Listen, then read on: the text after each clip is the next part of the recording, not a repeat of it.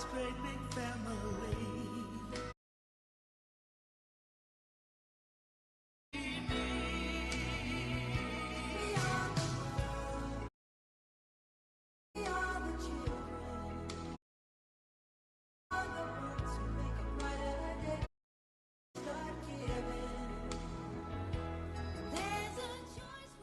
44 minutes past 7 p.m. and you are listening to Mo Radio 88.2 FM.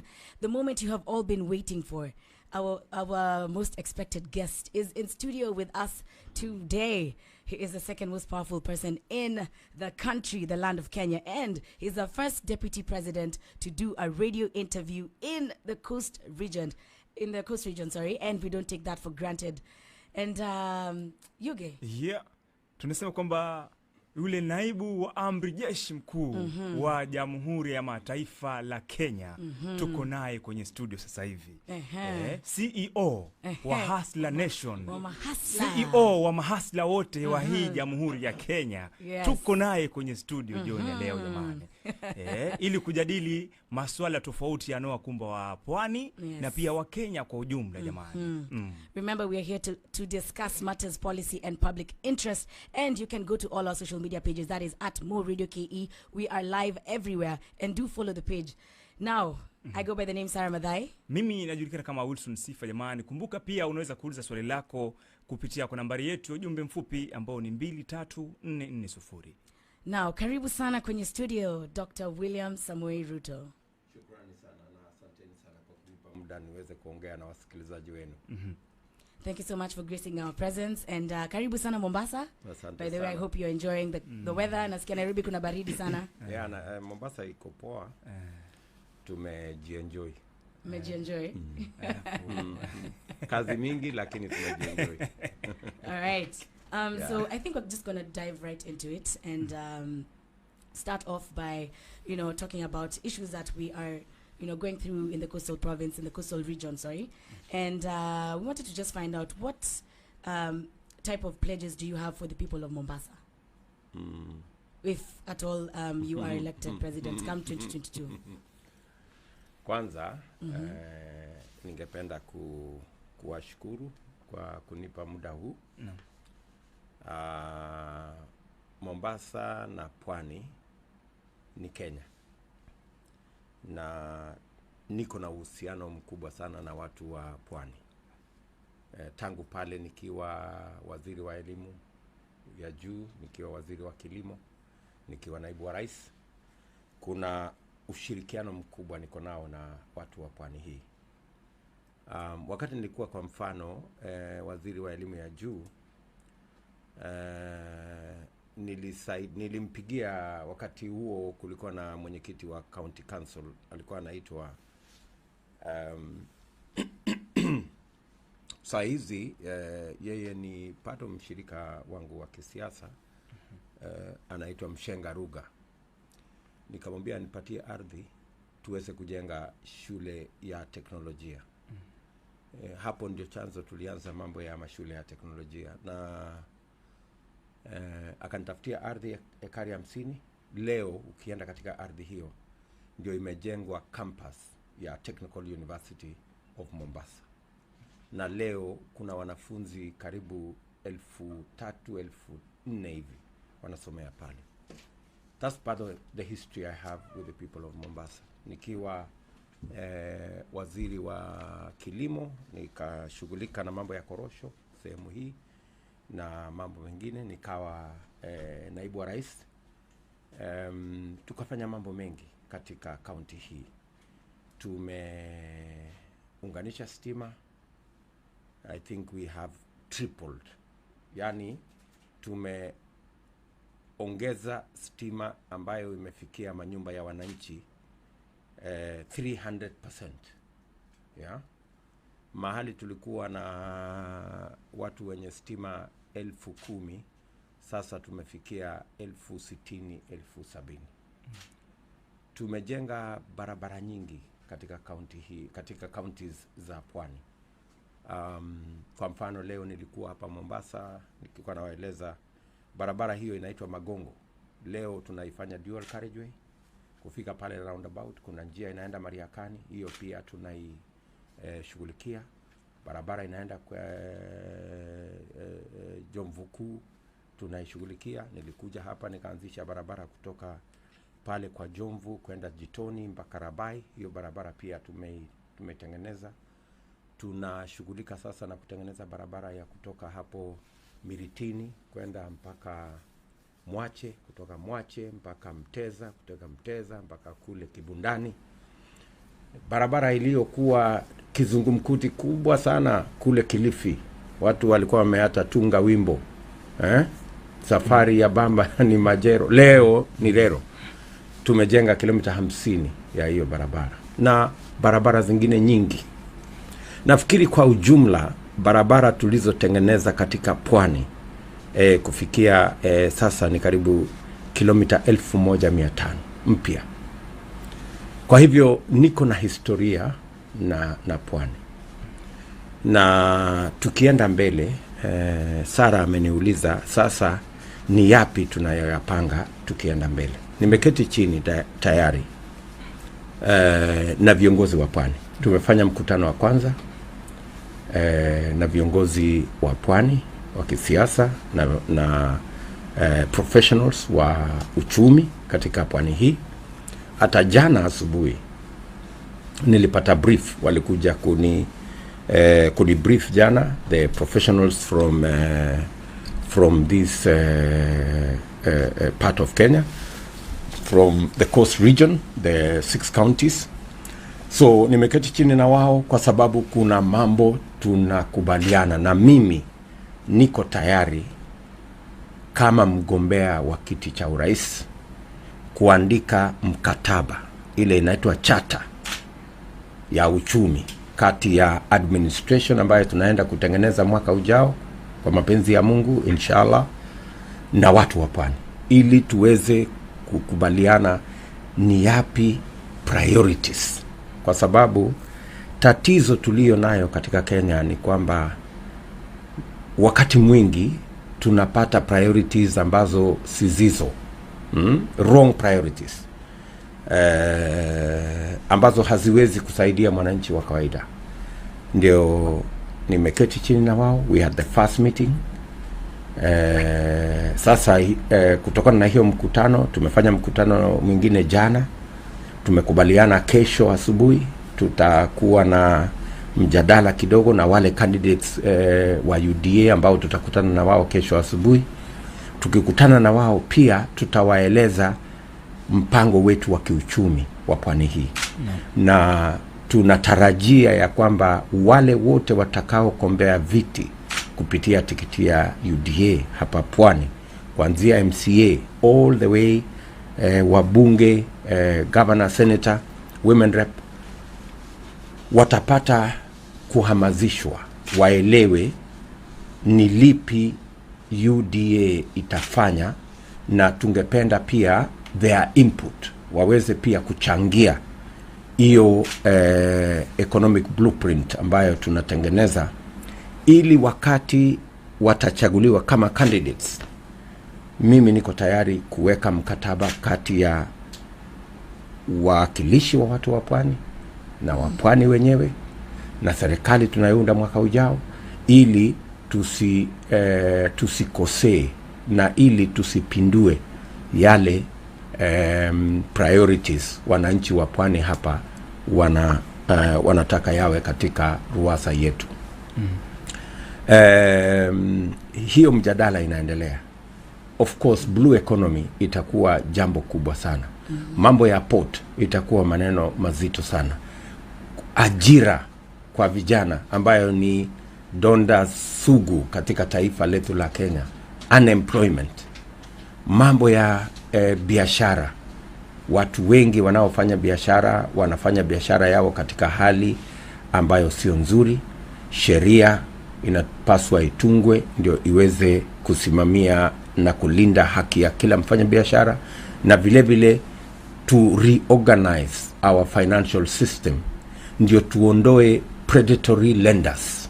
Kwa sasa hivi wafanya biashara wengi wanaumia.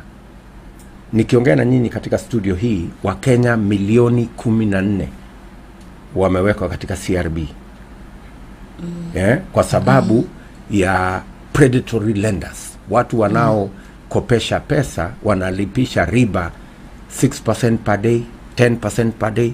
Hakuna biashara mtu anaweza kufanya akalipa riba ya 6 or 10% per day. Yeah. So hawa predatory lenders lazima pange ili financial system iweze kuwapa nafasi wafanye biashara wote. Wakubwa, wadogo, mama mboga, mtu wa bodaboda, mtu wa kinyosi, mtu wa kiosk, hawa wote pia ni wafanya biashara. Unajua muda mrefu kumekuwa na madharau kwamba kuna biashara alafu kuna biashara. Biashara ni biashara. Ndio tunasema kazi ni kazi. Kama kazi ya mwenzako ni ndogo, ni vipi tunaweza kumsaidia mazingira ya kufanya kazi hiyo iwe sawa, sheria ya kulinda biashara hiyo iwe sawa, na vile vile tunaweza kusaidia kwa njia gani waweze kuinua, kuboresha biashara zao ndio ziweze kuwa nzuri, iweze kuwasaidia. Na pia kila mmoja wetu biashara yake ikiinuka, kila mmoja wetu atalipa ushuru. Na kila mmoja wetu akilipa ushuru, na wale wasio na kazi wapate kazi, walipe ushuru, sote tutafikia mahali ambapo tunapata ushuru wa kutosha, tuendeshe serikali yetu, hatutakuwa tunaingia katika matatizo ya madeni kwa sababu tuko na uwezo wa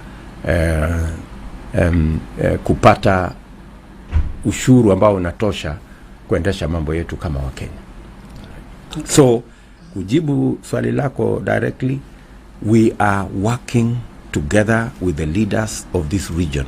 Okay. We are working together with the people of this region so that we can put together a package that will be the charter that is going to be signed between me and the people of this region. I do not want to come to this region and prescribe that I'm going to do this, I'm going to do this, I'm going to do this. Okay. We did it the other way around. Inaitwa bottom up.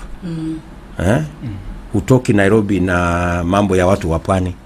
Unakuja pwani, unawasikiza wenyewe, wanakueleza from the bottom. Yeah. Tunahitaji nafasi za kazi katika area hii. Tunaona priority yetu ni mambo ya blue economy, mambo yetu ni korosho, mambo yetu ni nazi, mambo yetu ni kilimo, mambo yetu. So we want to build it up from the bottom, and that is why I started by saying we will have a sit down with the people of this region, with the leaders of this region. And if you come tomorrow to our meeting in Wild Waters, you will witness what I am saying, that we are going to have a discussion about the economy of this region and about the priorities of this region and what will go into the charter. And we are going to agree tomorrow how whatever framework we agree on will be cascaded to every ward so that people can make their representations, people can improve, they can change, they can enrich, so that we end up with a blueprint that can reflect the wishes of the people of this region. Okay, now that you spoke about the port, I had a question. What are your views on, local businesses dying right now because of the counterfeit stations? The CFS is now, goods are being channeled via SGR, and they're going all the way to Naivasha, and then businesses now in Mombasa, because most of the CFSs are located in this region, are now suffering because of that. Yes. What would you do to make those businesses at least survive or get back to the state in which they were in before? Yeah, na pia labda ningeuliza, endapo utakuwa rais wa Jamhuri ya Kenya, labda bandari ambayo ilipelekwa Naivasha itaweza kurudi tena Mombasa, utaweza kuirejesha kwa pwani ama itakuwaje? Good question. Sisi kama serikali ya Jubilee ndio tumejenga SGR. Kujenga kwetu kwa SGR haikukuwa ndio ifilisishe Mombasa. That was never the intention. It was never the intention that SGR would bring down the economy of Mombasa. In fact, SGR was supposed to double the economy of Mombasa. How was it supposed to do it? SGR was supposed to move goods and services from the rest of Kenya, from our neighboring countries, to the port of Mombasa for export, right? The port of Mombasa was supposed, the SGR was also supposed to promote the Dongo Kundu Special Economic Zone, which was supposed to be a manufacturing enterprise, a manufacturing facility where goods could be brought into this Mombasa, value addition done, and finished products exported out of the country. And most of the raw materials were supposed to come from the hinterland of Kenya. Unfortunately, some cartels took advantage of the SGR and decided to make business out of that situation in a manner that it has disadvantaged the business people of Mombasa. I want to promise the people of Mombasa that we will reverse the losses that have been made by making sure that we stick to the original intention of the SGR as a mechanism that will promote and double the business opportunities in Mombasa.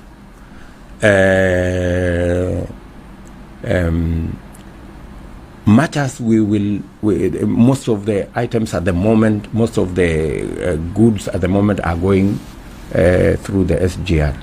But there must be an alternative, and there must be a different approach to make sure that we do not destroy the businesses that existed in Mombasa, whether they are in the CFS category, whether they are the transporters, whether they are the other business people. It is a matter that we must address as government, because the original intention of this port, of the expansion of the port, the original intention of the SGR was to improve the efficiency of the port of Mombasa. And by improving efficiency at the port of Mombasa, we expected that it would double or triple the business in the port and create more opportunities for people to work. It was never the intention to cripple the economy of Mombasa. All right. Okay. Now, speaking of SGR, there has been one businessman who is also vying for the presidency in 2022 said that apparently the cost of SGR was exaggerated by a lot, because he said apparently it was supposed to cost about 50 billion, and the cost that was given was way higher than that. What do you say about those accusations? Well, I think that is just small politics. Okay. The argument as to the cost of SGR was made before the SGR was constructed, and it was made and settled. In fact, we send experts to go and compare the costs of our SGR, the SGR in Ethiopia, the SGR in India, and everywhere else. And we satisfied ourselves as a government that the cost of the SGR that was that informed the construction was actually a competitive cost. There is a lot of story around the SGR, which many people try to peddle around. But let me say this for the record, as Deputy President.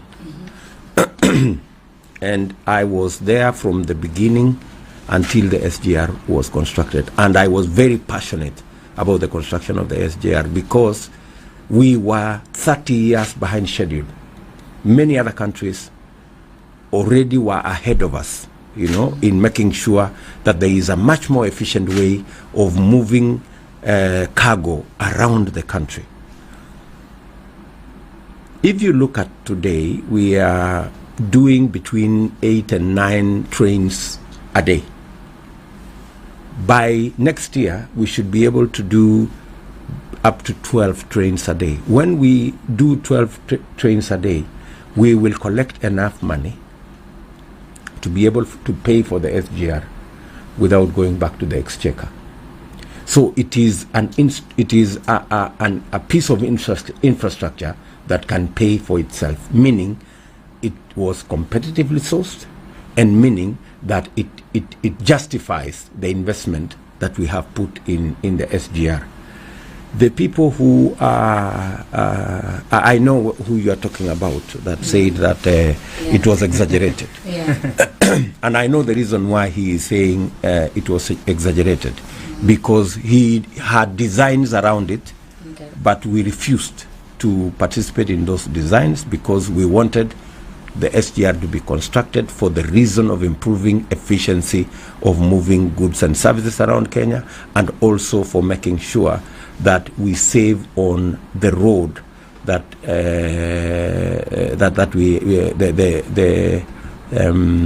the tarmac roads that were getting worn out over time. So it's a balance that we have to do between what you carry on the road and what you carry on SGR, and how you balance the business interests so that we do not crash people's businesses the way Mombasa has been crashed. Okay. Msikilizaji, kumbuka tuko na naibu wa rais hapa ndani ya studio. Kama kuna swali lako unaweza kulituma kupitia nambari yetu ujumbe mfupi ambao ni 23440, itakuwa inapendeza zaidi pale. Na mimi mheshimiwa, ningependa kuuliza kuhusiana na swala la dawa za kulevya. Hapa Pwani kumekuwa na tatizo sana. Kuna watu ambao wanatumia dawa za kulevya. Kumekuwa na tetesi kwamba kuna watu wengi ambao wanatumia sana hizi dawa za kulevya, na pia kuna watu ambao wanahusika katika hiyo biashara. Kumekuwa pia na mauaji ya kuholela, na pia watu wamekuwa kitekwa nyara sana. Utapata ndani ya mwezi mmoja kuna watu zaidi ya 4 wanatekwa nyara, julikana wanaenda wapi.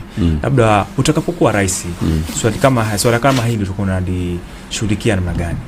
Kwanza, ni kinyume ya katiba na sheria ya Kenya kumuua Mkenya kiholela. Hiyo mambo ya kusema ati watu wanatekwa nyara alafu wanapotea. Mkenya anapotea kwa sababu gani? Ni kazi ya serikali, si ni kulinda haki na mali ya wananchi na maisha yao. So haya mambo ya kusemekana ya kwamba watu wanapotea through hiyo inaitwa extrajudicial killing ni mambo ambayo yanafaa kukoma katika taifa yenye iko na demokrasia kama Kenya. Hii si nchi ya udikteta, na hii si nchi ya giza. Hii ni nchi ya uwazi. You know? Na kama kuna mtu mhalifu wa aina yoyote, hata awe gaidi, hata awe muuaji kiasi gani, ni lazima kulingana na sheria na katiba ya Kenya afikishwe mahakamani na mashtaka yafunguliwe na ushahidi utolewe mpaka huyo mtu apatikane na hatia, achukuliwe hatua za kisheria. Haya mambo ambayo tunasikia ya kwamba fulani amepotea is against our constitution, is against every provision of the constitution for any Kenyan to disappear or to be executed without being subjected to the dictates of the constitution and without being subjected to the criminal justice system. Madawa ya kulevya ni changamoto kubwa. Siamini ni Mombasa peke yake, ni Kenya mzima. Kwa mfano, mwaka huu nilikuwa na mkutano na mashirika ambayo yanahusika na kuwasaidia watu katika rehabilitation. Nilikuwa na mkutano mkubwa sana, walinitembelea kule Karen. Na ikawa ni kwamba watu ambao wako katika hali hiyo ni watu wengi. Ya? Na ndio nilikuwa nasema hata leo hapa Mombasa, vijana wetu wengi wanaingia katika uhalifu, wanaingia katika madawa ya kulevya, kwa sababu tuko na watoto vijana wengi wamemaliza shule, wako na certificate, wako na diploma, wako na degree, lakini hawana ajira. Katika ile kuhangaika na kukosa namna, wanapatikana wameingia katika madawa, wengi wao wameingia katika uhalifu. Na ndio nimesema kama sehemu moja ya bottom up hiyo nimesema, ni kwamba lazima tuishughulikie mambo ya ukosefu wa ajira katika Kenya as a matter of priority. Right? As a matter of priority. Na ni vizuri wa Kenya wajue, kwa sababu pengine wengine wanaweza kuniuliza, wewe bwana Deputy President, si mungekuwa mmepanga hii mambo hapo mbeleni? Wacha niwaeleze wa Kenya. Wakati tumechukua usukani 2013, tulikubaliana na rafiki yangu rais, tukasema let us build a foundation. Tukajenga foundation, tukajenga mabarabara hizi, tukaweka reli, tukajenga TTI, tukaweka stima. Tukasema awamu yetu ya pili ni awamu ya kupanua nafasi za kazi, to make sure that we deliberately create jobs, because joblessness in Kenya is a crisis. It is not even a problem. It is a serious crisis. So, and that is why we had the big four. Through housing, create jobs. Through manufacturing, create jobs. Through investments in agriculture, food security, not only create opportunity to lower the cost of living, but to also create jobs using value addition agro-processing of those products that we produce in our farms, and then universal health coverage. Unfortunately, we were unable to implement the big four because some people came and torpedoed and sabotaged and changed our priorities. We now ended up with a circus called BBI, whose intention was never to create jobs for young people, was never to sort out the universal health coverage, was never to sort out matters of cost of living. The entire purpose of BBI was to give more powers to the office of the president. I don't know for what purpose. Was to create more positions for us leaders. Was to create an infrastructure of sharing power. And that is why some of us were very uncomfortable with the change of priorities from the big four to the BBI. Thank God the BBI collapsed, and the reggae stopped. Speaking of that. So, no, I'm just telling you so that you understand that priority number one, going back to the question you asked me, watoto wetu wengi wanaingia kwenye madawa. Watoto wetu wengi wanaingia kwenye uhalifu. Inachangiwa sehemu kubwa na ukosefu wa ajira, na ni lazima tuweke mikakati na mipango vile tulikuwa tumefanya ndani ya Big Four, kuhakikisha ya kwamba kuna mipango ya serikali makusudi, deliberate, to create opportunities for the millions of young people to have a job. Unajua Kenya imekosekana kazi until it looks normal for young people to complete school and then they have nowhere to go. We are busy discussing, sijui wanajeshi 3 wanaandikwa, sijui polisi 10 wanaandikwa, sijui walimu 20 wanaandikwa. What happens to the thousands upon thousands of young people who get out of school every year? We must, as a government, be able to think about that. We had a plan under the Big Four plan, but the plan was sabotaged. It never took off. We went on a tangent to BBI. The BBI took us 4 years, reggae all over the place, useless meetings. We ended up at a place called Null and Void. Umesikia hapo mahali tuliishia? Hiyo BBI reggae yote iliishia mahali naitwa Null and Void. Sasa tukaenda zero. So I want to say, on the matter you have raised of drugs in Kenya, drug addiction, on the matter of crime, whether it is terrorism or whatever form of crime, we have a duty as a nation to engage our young people. We have a duty as a nation to provide opportunity for our young people to dispense their energy, their talent, and their knowledge doing the right things. And we have a duty of ensuring that those who do not have jobs have a business. And we need to create the environment for young people to engage in business. Whether we are making sure that there are institutional infrastructure, a place where you can do business. Make sure that there is a legal regime that protects everybody's business, and also ensure that young people have access to credit for them to carry out their businesses. Young people today cannot do business because they do not have a title deed, they do not have a logbook, they have no track record to go to the bank and ask for money. Many startups cannot access credit, so they end up accessing credit from Shylocks, who charge them 10% per day, or from Fuliza, who charge them 6% per day. Many of these entities are predatory lenders. These are lenders that are predators. So what happens is that most of the enterprises run by young people, they end up collapsing because it is not sustainable.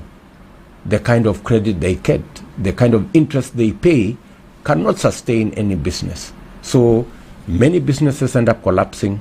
Many young people today are on CRB.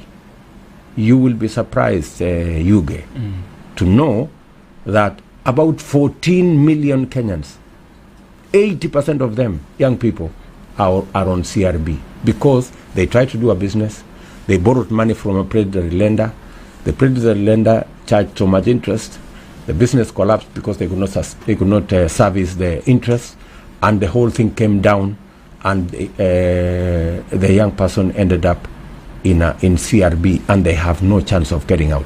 That's why I am saying we must sort out the whole micro, small, medium enterprise system.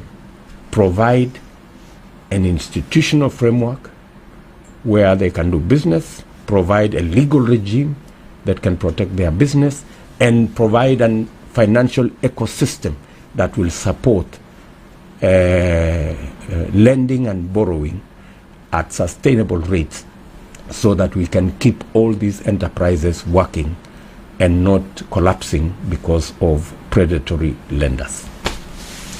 All right. So if you get the presidency, come 2022, what are you going to do differently in addressing the bloating public debt in the country, which has grown from 1.8 trillion in 2013 to 7.2 trillion in 2021? Yeah, that's a major issue, and it's good you've asked that question. The most important thing for all of us to know is that government does not manufacture money. You know, we all collect, the money we use is the taxes we all pay.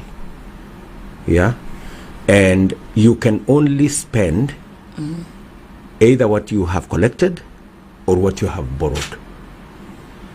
The challenge we have in Kenya today, Sarah, the challenge we have in Kenya today is that we have too few people who have the capacity to pay tax. Okay. Yeah, we have a whole 4 million young people who today would be taxpayers if they had a job. But today, they cannot pay a single cent because they have no jobs. It's not their fault. It's not because they don't want to pay tax. It's because they simply don't have any income. It is our duty, and that is why I am saying again, priority number one is to get young people working. It is good for them.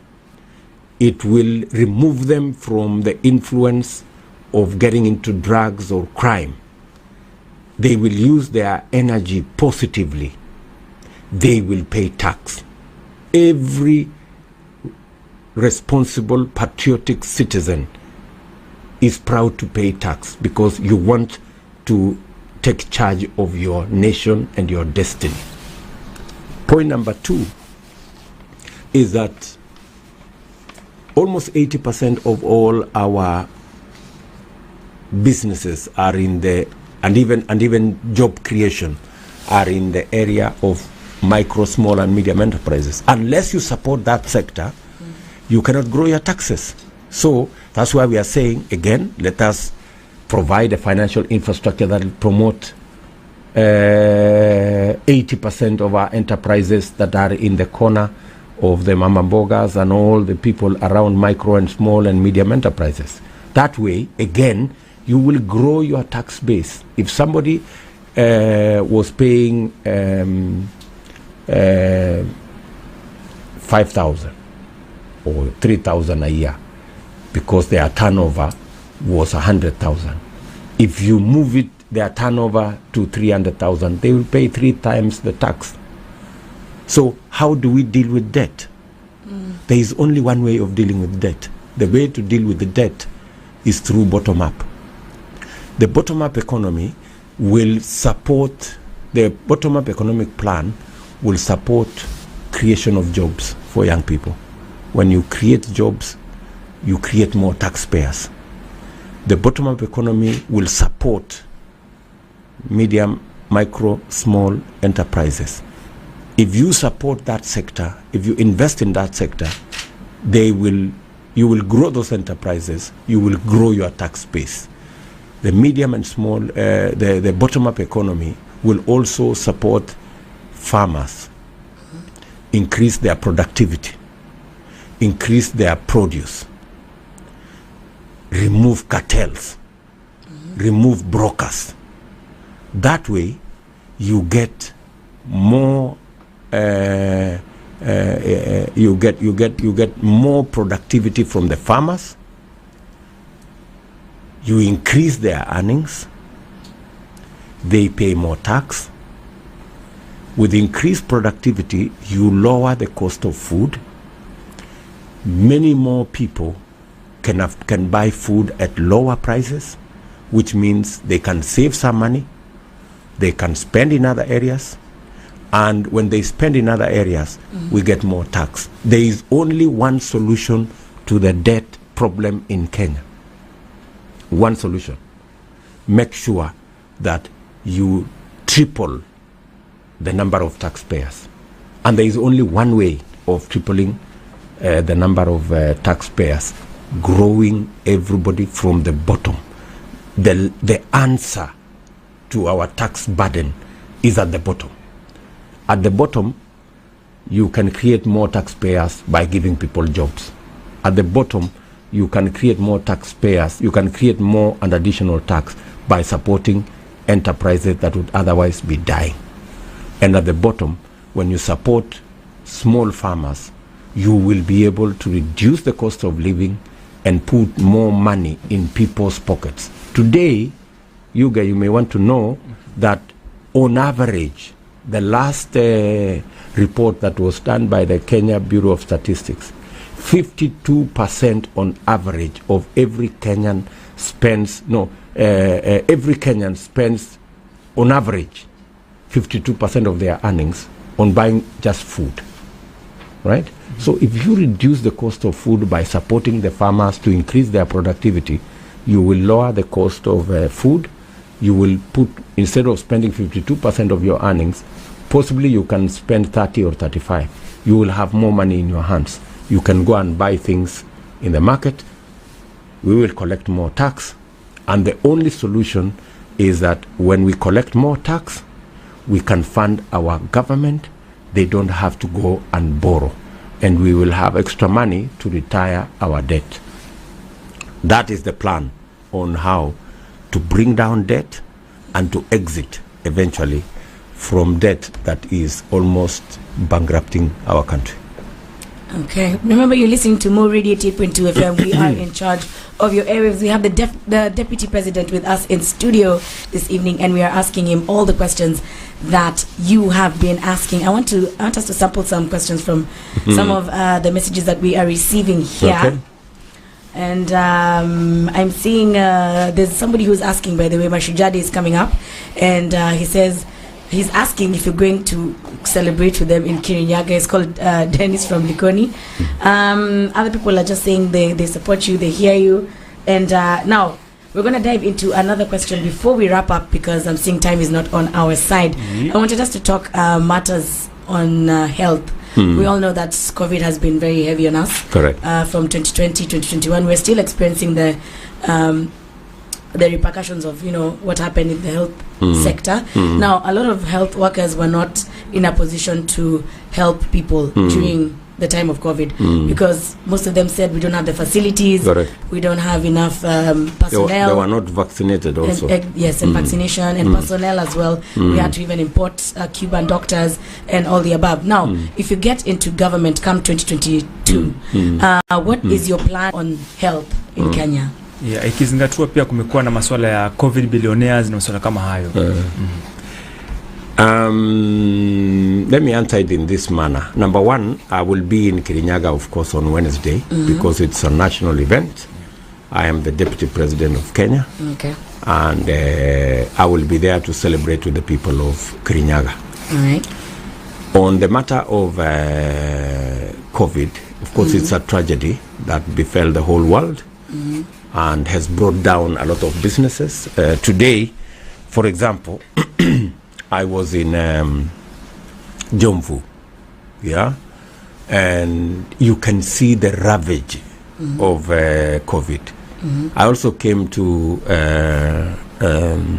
Changamwe, and I met a lot of business people, mostly women, who were telling me that they have almost lost all their earnings, and we had even to provide a mechanism to support them, just to be able to buy some stock, and continue their businesses. I was also in Likoni, just this evening, and it's the same story, that you have a lot of people whose businesses have gone down because of COVID. They need a little support just to make sure that they can keep their stocks afloat and be able to make ends meet. And I think the way to the future is to make sure that we carry out an aggressive campaign on vaccination so that we can open up the country. Okay. It cannot continue to be closed because people need to get out, people need to do business, people need to move things around, people need to do work, because that's the only way people can have money in their pockets. Keeping people at home, keeping people away from work, closing down the country cannot be the solution. The people at the Ministry of Health must provide to us a timetable of when we are going to have every Kenyan, or the majority at the very least, vaccinated. Parliament already voted for close to 30 billion shillings for the purchase of vaccines. And we expect that the ministry should spearhead and make sure that we buy all the vaccines that are necessary and that Kenyans are vaccinated so that we can get back to work and we can get working. And everybody can do their business and everybody can do their thing. On the matter of the COVID billionaires, I think your guess is as good as mine. It's now a year plus. I guess the investigations are still going on, and hopefully we will be able to put behind bars the characters who stole from sick people. Yeah. Na mheshimiwa, hapa pwani kumekuwa pia na tatizo sana la baa la njaa. Watu wamekuwa kosa chakula, takriban watu 400,000 wanaumia na baa la njaa. Labda utakapokuwa rais mheshimiwa, suluhisho lako lile la kudumu kabisa kwa kwamba tunapigana na hivi vita vya baa la njaa, mifugo wanakufa, watu wanaumia na njaa. Ukienda Bamba kule watu hawana maji hata sasa. labda ukiwa rais utasaidia aje kwamba kutakuwa na permanent solution na kwamba watu watakuwa humi? Nakubaliana na wewe Yuge. Jana juzi nilikuwa Ganze na yale niliyaona pale sio mazuri. It's really unfortunate that at this day and age in Kenya tuko na matatizo ya chakula kiasi ile niliona pale Ganze.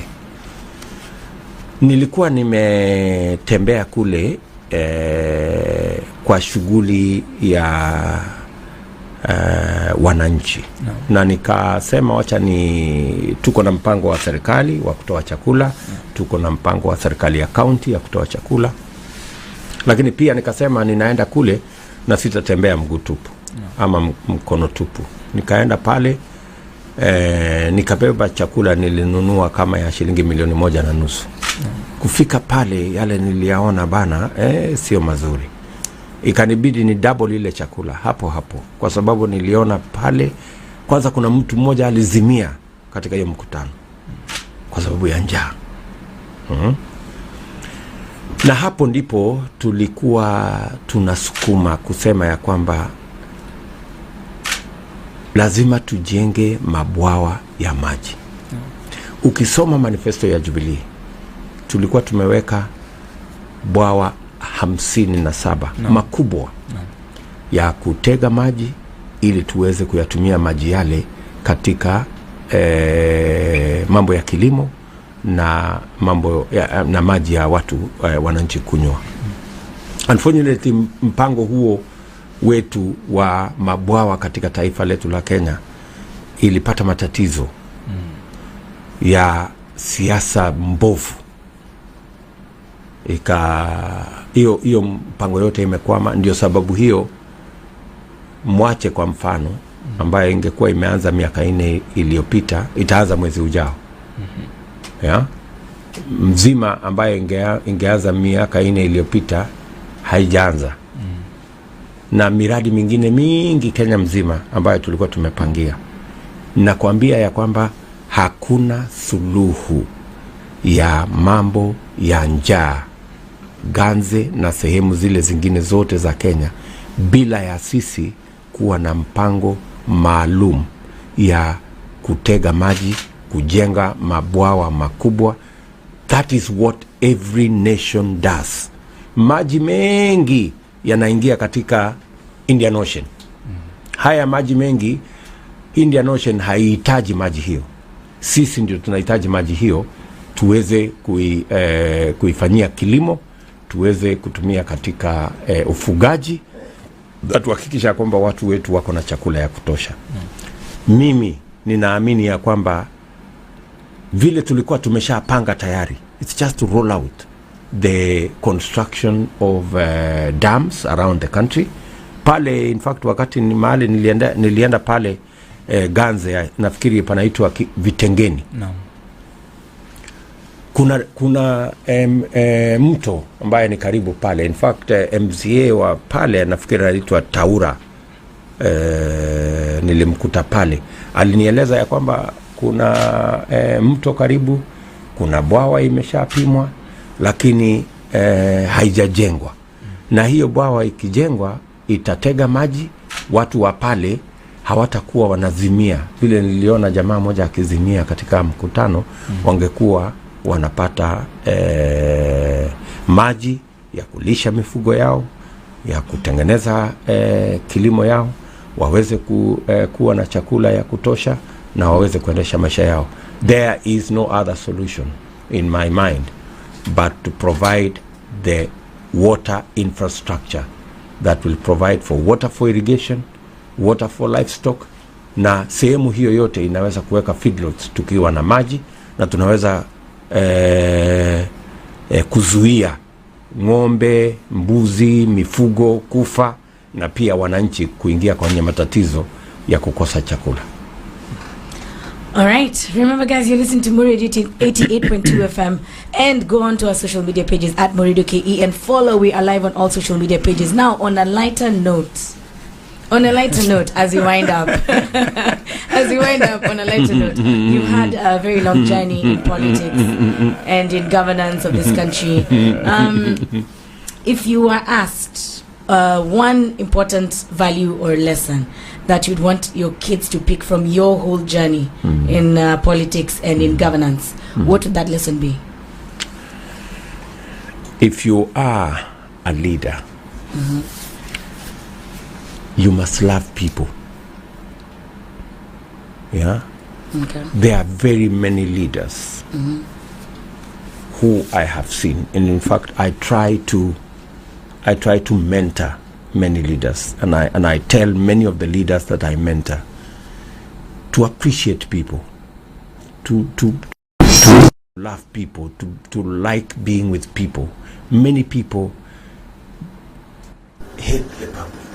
Many leaders, you know, they somebody asks to be a leader and then they are unavailable. Yeah. You know, they are unavailable to the public. When you hear that William Ruto is Tanga, for example, it is because I like to engage with people. I go everywhere. I go to many corners of Kenya. I am the most traveled leader in Kenya. I have been to more villages than any leader in Kenya. Because if you are passionate about leadership, you must be passionate about people. You know, you must learn their issues. You must get out of your comfort zone. It is not that I don't have a good house, you know, or I don't have a good bed. I have a good house, but you see, I have a job. That's why I come to Mombasa, spend 4 or 5 days in Mombasa, because I am passionate about people. That's why I go to Vitengeni. That's why I was in Gongoni. That's why I was in Ikunda. That's why I was in Kombani. That's why today I was all over the place. That's why tomorrow I'll be in Rabai, and I will be in Kaloleni, and I will be in Malindi, and I will go to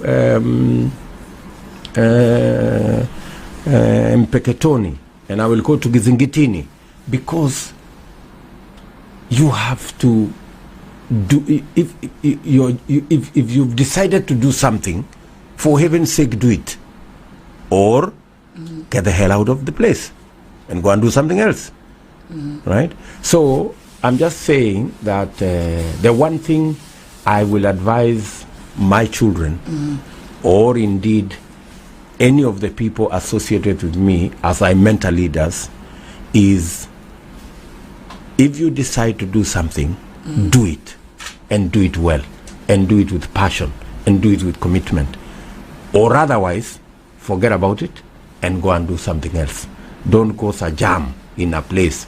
You pretend you are doing something and you have no passion for it, and you have no heart for it, and you don't even love it. So that would be the one thing I would even tell you, Sarah, that if as a presenter here, do it well. You know, do it with passion, do it with your heart. Usikuje hapa, you don't know whether you want to do it or you don't want to do it. You do it halfway, unafanya tu ni kama unasukumwa, you know, you get. Sindio? Either ufanye ama utoke hapa uende uuze mandazi or something else. Ama ni aje boss. Na mimi niko na swali labda nilikuwa la mwisho. Sasa hivi mheshimiwa nimeona kwamba kuna, lakini sasa wewe Yuge, niko na mkutano. Tunamaliza. Kuna watu wananingojea ni kule chakula na wao. Hili sasa la mwisho. Chakula sasa inapoa. Hili la mwisho kabisa mheshimiwa. Yes, Yuge. Tumeona kwamba kuna viongozi wanaungana. Ikiwataja tu pia kwa majina. Kuna kina Rodembe Odinga, kuna wale ambao waliunda chama cha Oka wameungana kupiga vita. Kuna nini mheshimiwa ambacho labda tujue siri kwa wapi? What don't we know as Kenyans? What are we missing? What are we missing? Unajua wale wote wakijipima kwa sijui ratili ama wapi, wakijipima wanaona mimi peke yangu nikishindana na William Ruto huyu atanishinda. Sasa kila mmoja wao anaona tu njia peke yake ya kuweza kuwa na mashindano na mimi ni lazima waungane. Umewasikia wakisema tusipoungana sisi huyu mtu atatushinda. You know? So wanaungana sio ya kwamba wako na mpango ya Kenya, sio ya kwamba wako na sera, sio ya kwamba wako na mpango yoyote ya kubadilisha Kenya. Wanaungana, nia yao tu ni moja, kutafuta vile ya kushinda William Ruto. Nimeshawaambia jameni, mashindano ni ya sera. Kwanza mungepanga sera yenu ni gani? Mimi nimesema ya Hustler Nation ni bottom up. Ya, tuanze na wale wasio na kazi, tuende kwa wale wa biashara ndogo, tuende namna hiyo, bottom up. Nyinyi sera yenu ni gani? Haiwezi kuwa sera yenu ni kumshinda William Ruto. That cannot be an agenda. It cannot be a program. Uwezi kusema tu sisi haja yetu ni tunaungana ili tumshinde William Ruto. How can that be an agenda? Surely, you know, meaning you have no plan. Na unajua walikuwa wanaona hii mambo ya kusema ati mambo tutabadilisha mjadala Kenya, walikuwa wanaona ni rahisi. Tuliwaambia hii mjadala itabadilika. Haitakuwa ya viongozi, itakuwa ya wananchi. Haitakuwa ya katiba, itakuwa ya uchumi. Waliona ni mchezo. Lakini saa hizi wamegundua mambo kimeumana. Ndio unaona kila mmoja wao anajaribu sasa mambo ya uchumi. Sijui mwingine amesema uchumi maradufu, mwingine amesema uchumi sijui rural economy, sijui mwingine analalamika hapo kwa kona ati mambo yake ilikuwa ya uchumi lakini imepokonywa na mwingine. So they are all scampering, you know. So juzi nimeona hata mshindani wangu mwingine, sitaki kumtaja jina, amesema yeye anataka uchumi ya handouts. Amesema yake ni trickle down, yani handouts, kila mtu alipwe 200. Sasa si sawa, mimi nimesema hakuna shida. Bora tunaongea mambo ya wananchi, hawa mahasla ni sawa. Na bora tunaongea mambo ya uchumi, pia hiyo ni sawa. Lakini Wakenya sasa watajiamulia ni kazi wanataka ama ni handout. Ni biashara wanataka wafanye ama ni handout. Wakenya wenyewe watajiamulia. Sawa Yuge? Na waomba kwa unyenyekevu. Thank you so much. Niko na deni yenu. Yes, you're coming back. Yes, I'm coming back, I promise. All right, thank you so much for gracing our presence. Because I know you needed more of my time. Yeah. Again, let me take this opportunity to say thank you very much for giving me an opportunity to speak to your listeners. I know we would have wanted us to talk more, but I have told you I have a slightly tight program. I apologize, but I will come back, Yuge. Right. And I will come back, Sarah. Okay. Otherwise, I wish you guys well. Right. Endeleeni kusukuma kurudumu na hapa. Mimi nitasukuma na kule. Asante. Right. Thank you so much. Thank you so much.